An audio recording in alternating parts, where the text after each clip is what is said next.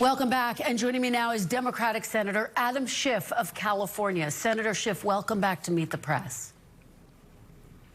Thank you. Good to be with you. It's good to have you back. Let me dive right in. And you heard Deputy Attorney General Todd Blanche defended the actions of the federal officials in that video yesterday. He says at the root of the problem, state and local officials are not coordinating with federal officials, with ICE agents and other federal officials who are there. How do you respond to that charge, Senator Schiff? Well, first of all, it's up to the state and local governments how they decide to prioritize their law enforcement. If they make the decision, we're going to prioritize going after violent criminals, it is not up to the federal government to say, no, you won't. You're going to help us with massive ICE raids in urban centers, going after people who are simply undocumented and have no other criminal record. The federal government may make that poor policy decision, may violate the president's promises to go after violent criminals, but they do not have the right to coerce states and local governments into essentially becoming an arm of federal immigration enforcement. So he's flat wrong about that. And what's more, for him to blame the cities and blame the states for flooding the streets of America with thousands of poorly trained agents who are shooting Americans in cold blood in the street and through windshields is despicable. What the American people have seen is horrifying, and I was really struck by a couple things of your interview with him. First, you asked him repeatedly, is there any evidence that you have seen or heard that Alex Preddy drew the weapon on agents or brandished the weapon, and he could not answer that question. And you know, if there was evidence of that, he would have said so. He then accused you of gaslighting the administration, which is also absurd. He would have you disbelieve anything you see. Now, he calls for an investigation. Look, I was a prosecutor for almost 6 years. There does need to be an investigation of both of these killings and a lot more. But no one can have confidence that DHS will do that properly when the head of that agency has called these victims domestic terrorists without knowing anything, when the White House is calling them domestic terrorists. Who can believe an investigation led by people who have already reached their conclusion? Local officials, local law enforcement needs to be involved in these investigations. It needs to be objective, and we simply can't accept an administration that says, don't believe your lying eyes. And that takes me to my next question. What, if any, role can Congress play? Obviously, the government could partially shut down again on Friday if Democrats vote against this DHS funding measure.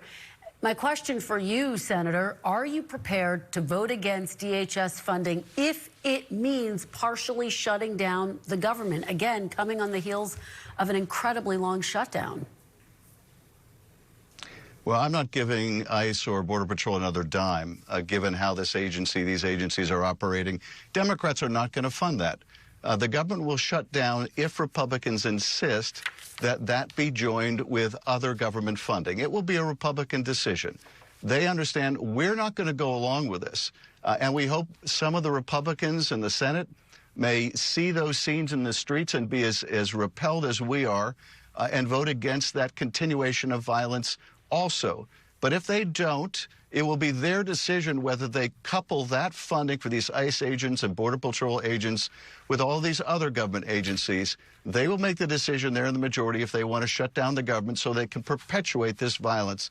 But I'm not going to be a part of it. And I think anyone who votes to give them more money to do this will share in the responsibility and see more American cities, more Americans die in our cities as a result. Senator, let me ask you, because Republicans have already passed $170 billion in extra DHS funding through what they've dubbed the One Big Beautiful Bill, which would be legally available for the Trump administration to spend even if DHS funding lapses. So what would the exact impact be of withholding funding now? Well, it would certainly, I hope, stop it from becoming even worse.